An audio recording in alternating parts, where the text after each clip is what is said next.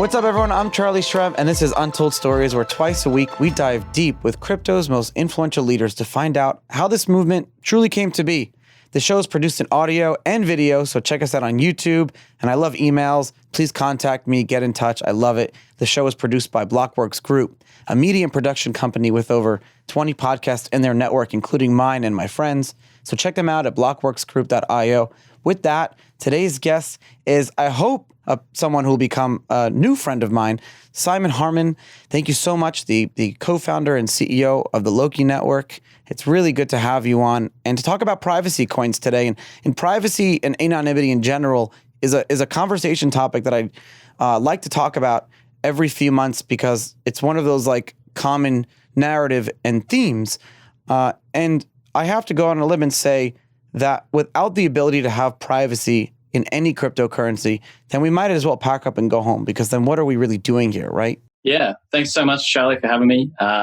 Privacy is a huge topic for me. Obviously, it's become my life's work. Why? Why did it become your life's work? Well, I think it's also part of the reason why I got involved in crypto in the first place. I first found Bitcoin when I was still in high school, which really, probably makes me sound super young, but there was a lot of, teenage angst going on at that time. Me and my best friend were very into socialism and other ideas that we thought could change the world. We had bad taste in our mouth after 2008 and the crash and everything. So, yeah.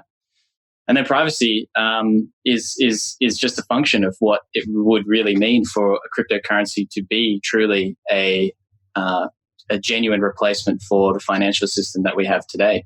Without privacy, commerce can't occur in a regular fashion. People don't really understand that. Can you go into that a little bit further? Because anyone who's listening who hasn't listened to the show before, anyone who's getting new into crypto, kind of scoff their thoughts or their whatever, scoff their heads. I don't even know what the term is at privacy, because first thing they think is negative, something negative, and the word privacy got a negative connotation. But hear me out for a second. Tell me, I'm going to say something to you, and you tell me before crypto if you were possible to do this on the internet. If you and I are in a room alone together, right? And I want to buy something from you, our transaction is private between us. No one knows what the details of that transaction. We're in a private room and we're paying with cash. Now everyone knows that potentially you and I walked in that room together with transactional ability. So I guess what I'm trying to ask is, except for the transaction where my arm could extend and I can hand someone cash, before crypto, was there any way to do a private type of transaction on the internet? Absolutely not. That's kind of like my point, And I want everyone to understand that there is a cash is going away and there's a war on cash. What is it like in Australia? In the US, we're still very cash prevalent. We're huge. What is it like in Australia? Do you guys use a lot of cash? Is it more credit cards? Well, Australia has been one of the leading countries, with the exception of China, in terms of going cashless. We've really adopted the whole, I don't know what you guys call it in the States, but the whole paywave thing, when you rock up to the coffee shop and you tap your card and off you go. We've been doing that for almost 10 years now. So, we've really been in the whole cashless thing for a long time. Does anyone ever use cash? Do you, if you're going and you need a closet fixed, and you find a handyman on a local classifieds, is the handyman taking paywave? Well, they used to be. The classic Australian trope of the cashies or the cash jobs, bit of Australian slang for you there. Oh, what's the slang? Tell me. This is cool. You want to do a cashy, mate. It means you want to do, something with a bit of, sneaky money behind the back sort of thing. Well, just basically you want to use cash, but why is that sneaky or dirty? Why is that, if I offer cash versus a check or credit card, why is that dirty or sneaky? Well, in most contexts, I completely agree with you, but specifically the word cashies does refer to off the books transactions. However, I do think that cash is a really important part of any society. The ability for governments to censor people's access to money is a very, very serious problem and a very, very serious threat if societies do become cashless. And it's something almost worse than information. Here in Australia. it's almost worse than information, because at the end of the day, like, all right, give me free information, but if you restrict the flow of money, then what am I supposed to do? Just sit around and yell and scream at the top of my lungs? If people don't actually have the means to buy, anything, if they don't have the means to supply themselves with food and water and electricity and so forth, they don't really have a hope. And the government, through a cashless society, can have complete control over someone's spending and can completely regulate what they can and cannot purchase with their own assets, which is really bad. And as you point out, there is an information security issue as well. But that's a whole nother story. Money, I think, is much worse. And in Australia, we've actually gone ahead and banned all cash transactions above $10,000. Are you serious? You literally can't buy anything of any real utility in your houses, no cars, no boats, no nothing like that, which obviously is targeted at dealing with black money. But that insane. Can potentially have some very serious consequences for a lot of businesses that do typically trade in cash. Like just nightclubs and things like that. I mean, so moving on from that, right? And we have this understanding that we need privacy and we need some sort of cash-like currency in our world for a lot of reasons. How did this, and your exploration of different political systems versus like socioeconomic systems, you and I were very alike. I was in college and I was starting to explore. I was out of that 2008, 2009 year, and I'm like in those exploratory stages. How did that? Everyone knows my story, but how did that kind of lead you into Bitcoin and crypto? I still to this day don't really know how me and my best mate. A lot of people give me that answer. Yeah, we don't know how we found Bitcoin or where it first came across. We were looking at it for a year, and then in 2015, my first graduating year, I just started dropping every dollar I earned into Bitcoin after I got my first full-time job. So I was very fortunate to be able to jump in 2015, of course, but it was really, really compelling. I mean, we were very disillusioned by the system. That's not a view that I hold anymore. I think things are a lot more nuanced than that. And I think there are a lot of reasons why. Well, I just think I don't think it makes sense to critique a system that you haven't actually partaken in for any real length of time. That's an interesting. And I was never challenged with that before. Say that again. So I don't think people are in a position to challenge a system when they haven't participated in it for any real length of time, without the context surrounding a system design. It's very hard for someone who's brand new to the world, who's 18 years old, to come in and go, this is broken, et cetera, et cetera. And so I feel like I was quite naive back then. However, the case that made Bitcoin and cryptocurrency and blockchain so compelling hasn't changed in all those years. And I still obviously find it very, very compelling, which is why I'm here today and why both of us have kept on working in this industry for a number of years now. And in the industry fashion, anyone who joins this industry for any length of time says, hey, I want to build something really cool. I want to build, right? So how did that lead you into building out the Loki Network?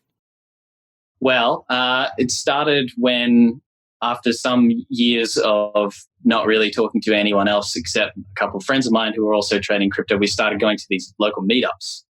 And these local meetups, had a bunch of the colorful characters that one has come to expect when you attend a crypto event. Yeah, for sure. We did make some really fantastic friends there, like-minded young guys and girls actually, who both thought like us and were excited about the same things. And we were just talking about trading initially, but after a while, our particular affinity for Monero became very apparent, and we were also looking at the time at a bunch of other cryptocurrencies, one of which was Dash, who had created the first masternode system. And we thought that there was a very compelling case that you could use the stake node network idea that Dash had come up with to produce a whole lot of products that were based around the idea that you can have a permissioned sort of group of nodes based on a stake, but then they actually perform off-chain activities. This is an interesting question. So when Bitcoin first launched, BitMessage was like I remember when this guy Jonathan, he's still around actually. He launched BitMessage. He conceptualized it and made the user interface like very easy to use and very basic. It just looked like an old email client. And the premise was being able to send anonymous messages over the Bitcoin network. And it still works. I mean, the concept was proven very quickly. And then every single token and every single coin from 2017 talked about doing, over not just 2017, over time talked about doing like secure messaging. Why hasn't that really taken off? Why haven't we seen like, I mean, everyone uses WhatsApp, Telegram, Signal, all these different chat apps. Why hasn't secure messaging on crypto really taken off in the way we expected it to? I just think not many projects have had a crack at the private messaging problem. We're one of two that I can think of that have actually produced something. Status was the other one, but they've gone back to the drawing board. Oh yeah, remember Status. They've gone back to the drawing board a few times now. We've spoken with them a fair bit, actually. Yeah, there's some really interesting challenges with building distributed products in general.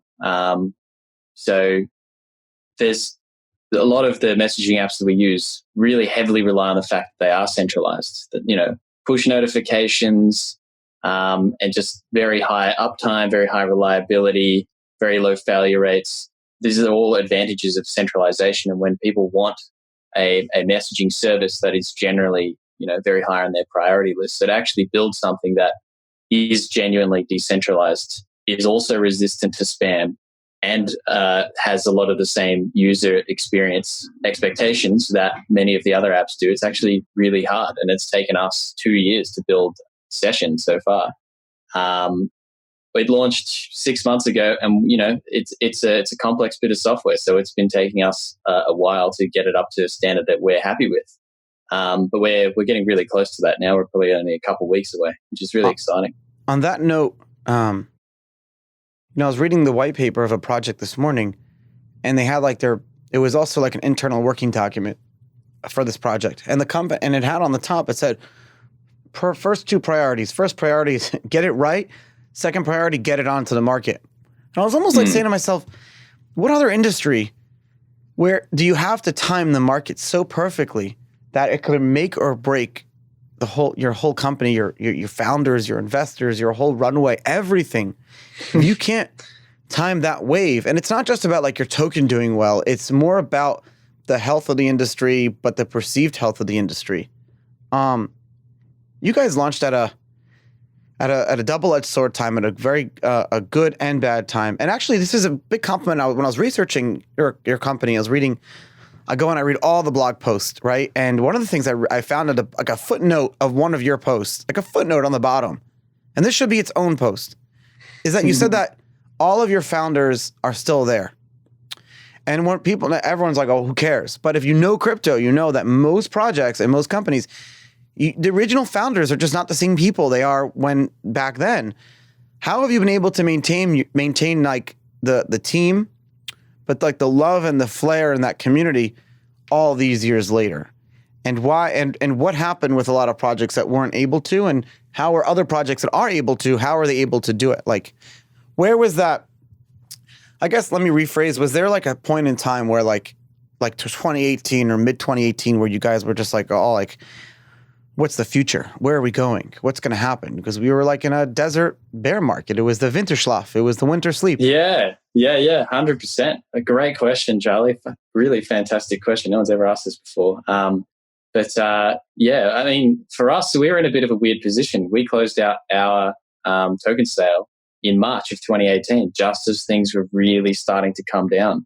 We were able to lock in our cash reserves, so we had some runway for 3 years, and we had some really awesome ideas about what we were going to build. So for us, it was really nice because it meant that, you know, the distraction of the wider market went away, and the pressures to do something, you know, in the near term to capitalize on the latest hot thing just wasn't really ever a consideration for us when we actually became fully operational. So for us, we all came together, local Melbourne guys, and yeah, it's been a really solid founding team. We've got really fantastic relationships with each other, lots of conflict, but also lots of conflict management strategies. And I think crypto is especially prone to founders having getting cold feet, wanting to do something else, seeing a bright light somewhere else that they can grass follow. is always greener. Yeah, so there's people don't feel invested enough in what they're doing in that one moment to actually fight things out and work something out that actually works for the whole company, works for the whole project, and actually lifts everything up by hashing things out and doing the hard work that's involved with creating a startup is essentially the job. And I think a lot of crypto founders just go, I can get on this raise, I can be an advisor here, I can start this business here, I can do market making here. There's a lot of that going on, and a lot of distraction, I guess, because there's so much opportunity. It's really hard to just focus. So I don't hold anyone against them for doing that sort of thing.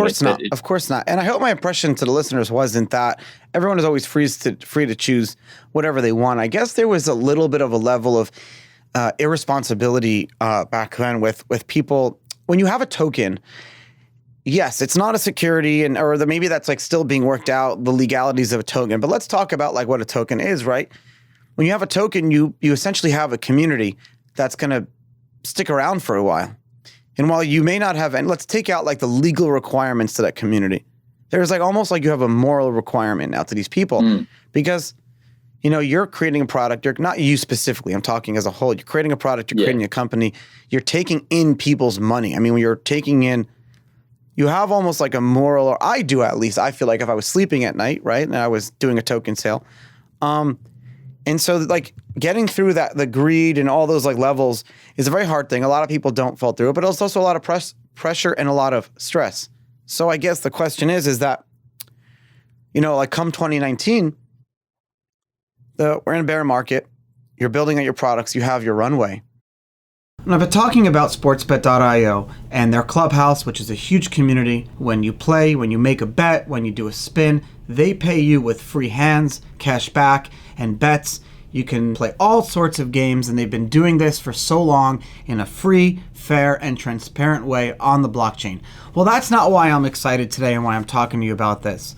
Because now they're taking this community to the next level by sponsoring the Southampton Football Club. You're talking about millions of British football fans can now see the Bitcoin logo on the front and the sleeve of also the Walford Football Club. I mean, how amazing is that? You're talking about not sponsoring your company. You're talking about sponsoring Bitcoin and crypto.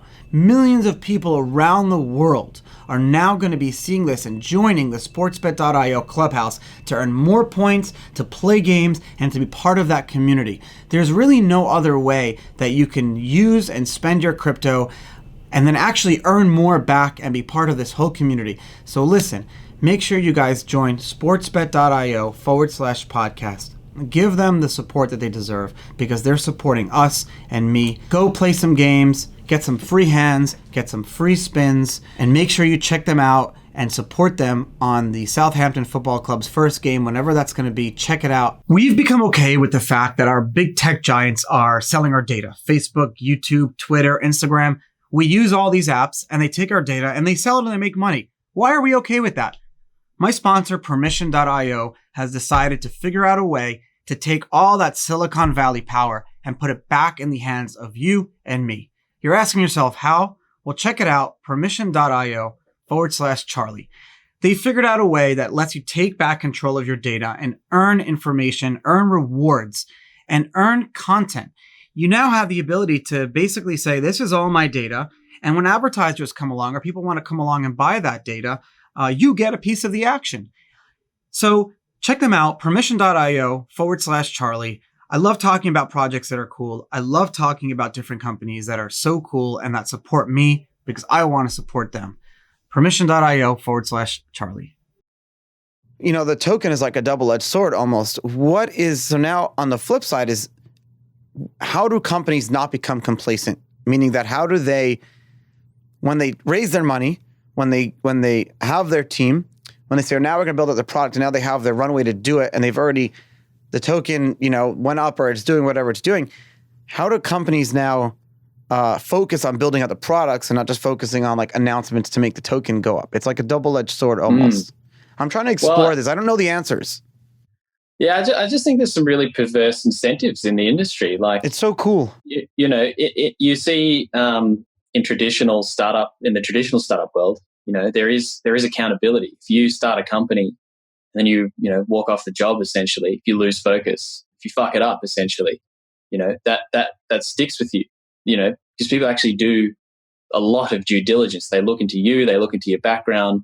That doesn't really happen in this market, which is a good thing in some ways, because it means that new ideas can raise a lot of capital rather quickly and with relative ease to do things and experiment with ideas that would have never happened otherwise. So that's awesome. Yeah, but it does also mean that there is this whole thing of like the only financial incentive people have is to make the token price go up.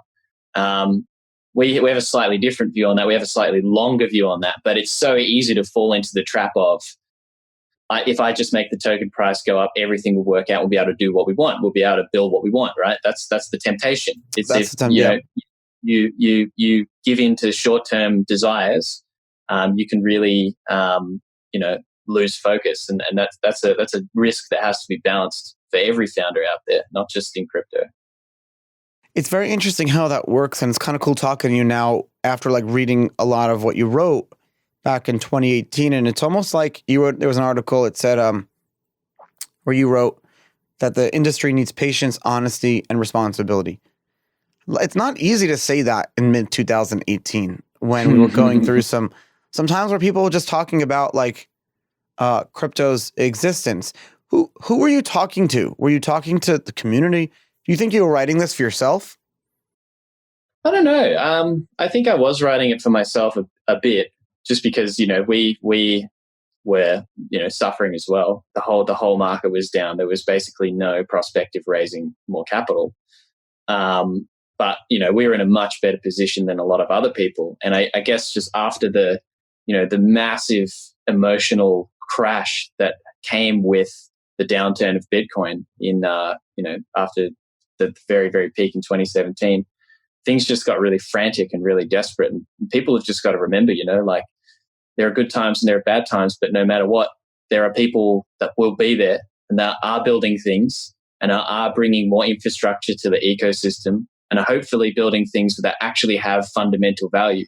And nothing trumps fundamental value. If you can build a product that people are willing to pay for in some respect, in some way, then you are guaranteed to have some means of funding that thing. And as long as people are sticking around and actually trying to produce value, this industry will survive. The second that we lose focus on that and we throw the entire product mindset out, we start building things that are, very prone to falling away at a moment's notice. A lot of the yield farming coins from the last 3 months they're just gone. It happens that quickly. If there's no actual value being produced there, it's very easy for something to be there one day and then gone the next. And as long as we continue to actually build things, everything the only difference will work between DeFi and IC, not the only difference, but one of the big differences, at least there's like a perceived understanding that these tokens are not a security in the sense that like there's like a perceived profits or something like that down the road. Well, with some of the tokens there are, but a lot of the DeFi coins, it's like you really should know what you're getting into when you're buying something called like Sushi Swap or whatever. Exactly. The difference in buying, like a token that's attached to a major company that has contracts with Microsoft. So you're like, okay, if the company does well, then the token should do well. But when the shit hit the fan, that never really ended up happening. But you made some. It's cool watching your progression over the years. You guys made some interesting decisions. One of the things that you did was become a charity, and you did that because you wanted to be able to spend as much money as you can through the token sale. It's actually a very brilliant idea. Did you get any flack for doing that? Did you get any kickback from that? Not really. It's been a bit of a burden for us, obviously. When auditing and numbers and everything.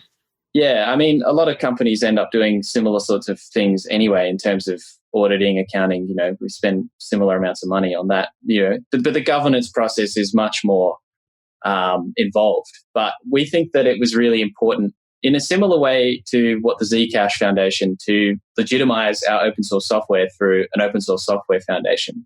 So that's why it was a really attractive option for us to just out of the gate go down the not-for-profit route. And there's a number of benefits there, obviously, and we're still reaping those benefits as well, especially with our secure messaging app. Being an open source software foundation really lends us a lot of credence that other companies just don't get. So it's been really good from that perspective. But yeah, there has been a bit of there have been challenges, of course, in attaining and retaining that charity status. But thankfully, we've been able to demonstrate to everyone, including regulators at home, that we are, set up with the best intentions and all the correct processes. You may be set up with the best intentions, but Australia is really known as, like, at least to Americans, as the biggest Big Brother state. You guys are, from the moment you land in Australia, I mean, you talk about not just during COVID with contact tracing, but cameras and from your cell phone bill to everything. I mean, the privacy, it's just non-existent. Have Australians largely accepted the fact that your government is so involved in your day-to-day lives? And is that one of the reasons, I find it kind of ironic that, not ironic, but I find it very cool that you have a huge privacy company. And you're not just building out just one product. You're building out a whole suite of tools. It's kind of funny that you're coming out of Australia. Yeah. Well, I guess it's partially inspired by the over-regulated nature of the country. I don't think it's quite as bad as what you're describing. No, the media always makes it worse. Yeah, but it is a real problem in my view. I've always perceived this, that we just have a lot of rules, man. There's just a lot of rules for everything. Why is that? I don't know when it happened. Culturally, Australians are supposed to be laid back. I never understood supposed to be that. Problem solvers, but instead we've become this place where doing things that are cool and interesting is unnecessarily hard. I don't know why. I don't know when it started happening. It started happening before my time, but it's a real concern. Usually, when countries do that, there's an internal threat or an external threat, and the governments have to tighten up. But Australia was always this country, and maybe my ignorance, and I have to read up on why privacy laws and whatever became. But the point is, shit, my lights turned off. The point is, I think I know why it happened, actually, because we've had it so good for so long that people just got nervous. They just trust the government. If the government wants to put something through, there's usually no pushback, because we've had uninterrupted economic growth, even through the GFC, for 30 years, right up until COVID. So, things have been amazing in this country, and it's really easy to put new rules in place. It's very hard to get rid of them. So what you're saying is that it's not just in bad times, that it's when a country's going through bad times, they have to push rules through, and they get them through because there's a unified front. But during good times too, when we're a lot more in the Australian laid back mentality, this was a bit you guys in the ass in a way. Yeah. It's just new regulations, whatever. The shit that we come up with on this show is just insane. But explain to folks why using one or two different privacy related apps doesn't actually protect you. What are things like metadata that we hear about all the time that's actually ruining our privacy? And then and then the last question is, how, by building a whole suite of tools, does it solve the problem that you're about to tell us?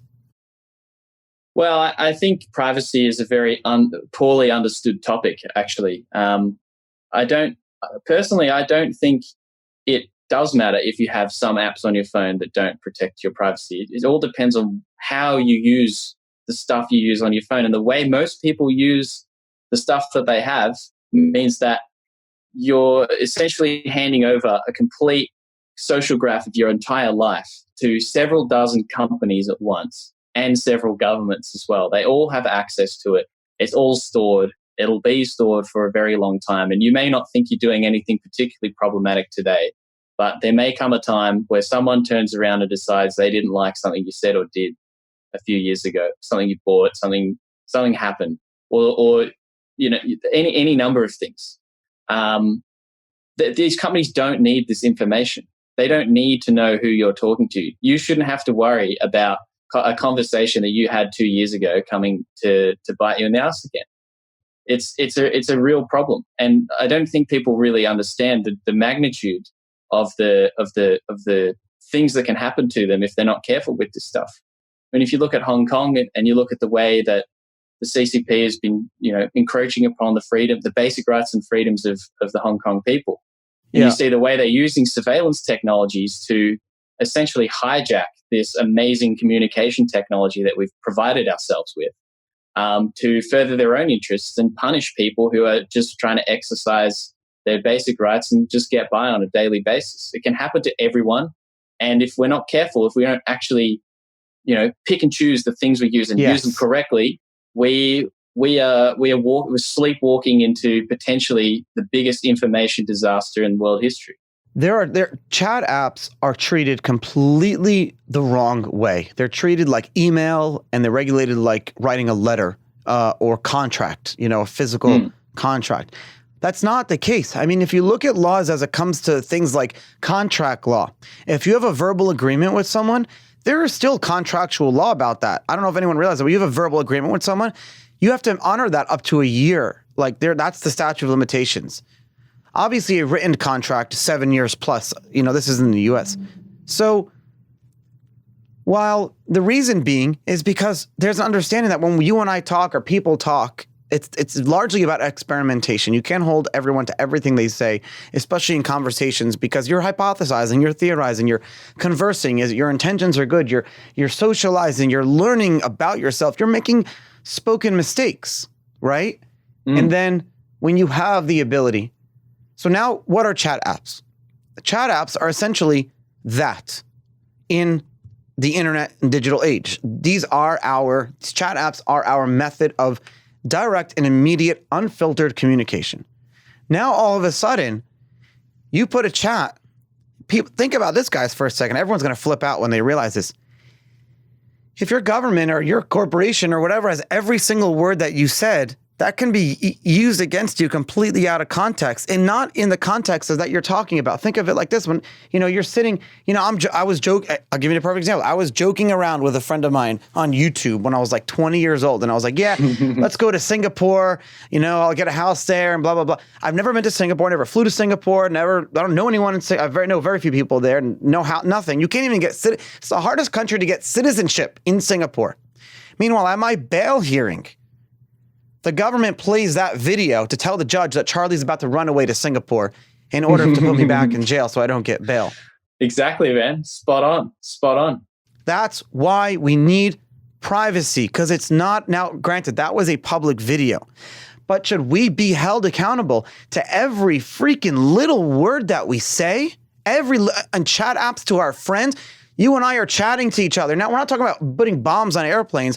We're talking about, how funny was it that the guy tripped on the floor the other day? It's stupid little things or whatever. It's innocuous rubbish, Exactly. And do you want to have a written record of all of the garbage that's come out of your mouth in the last 10 years? At the pub or something? Yeah, exactly. But when you disincentivize people from now using these chat apps, we might as well all just stop living on this earth, because what's the point of living here if we can't talk and experiment with each other? It used to be that when you chatted with someone, it was just you two or you three or whoever was actually physically in the room. It's only in the last stick of gum transaction. It's the same thing. Yeah. It's only in the last 10 years that the world has decided that, hey, let's make a written record of everything that we communicate, or most things that we communicate to each other now. Let's have a surveillance device in our pocket that, if it is compromised, could record everything we're saying. It's all up for grabs now. It never used to be like this. Law enforcement is having it too easy right now. The world has changed, and our privacy laws and our attitudes towards privacy have not changed with it, even though they should. That's the quote. That's the quote right there that we're going to start to show up. It's a great quote. It's a good point. Can you repeat it, actually? What did I say? You said that basically our social attitudes have changed. What you were saying was that our views towards privacy and everything have changed, and the internet has changed, but the laws have not changed with it. Right. Our attitudes and our laws haven't changed with the changing nature of our communication. It hasn't caught up at all. We're so far behind. You know what? I want to ask you, how are you solving this? To wrap it all up, everyone's been listening. Everyone's been paying attention. They've been watching us change our shirts midway through episode. So you talk about secure private chat. You talk about secure private messaging, secure private transactions. What else? Like, how do you bring it all together? I don't think you can bring it all together. It all depends on what you're trying to do. But at Loki, we're trying to do as much as we can with this awesome distributed, decentralized technology that has emerged in the last 10 years, and we're trying to use that to solve these really hard problems. If you want to message someone and have it so that only you two know that conversation is taking place, then session is the only thing you can use to really make that happen in a convenient package. And it's done leveraging the same principles of decentralization, the same principles of onion routing and metadata scrubbing and all of that stuff that has been used in many other places. It just hasn't been combined like this before. So that's what we're trying to do at Loki, where we're taking a novel combination of old ideas, basically, smashing them together to create these products with these really amazing new properties that would have never occurred otherwise. So we're trying to do our bit. Well, thank you for doing that, and thank you for doing it out of Australia, and thank you for doing it under a charity. There's a lot of reasons for all of this stuff, and I know everyone's going to be excited to continue seeing what you're doing and to follow along. And thank you, and thank your team for sticking around. I thank my team too. Those guys are awesome. Guys and girls, they're great. And thanks so much for having me, Charlie. It's been an absolute pleasure.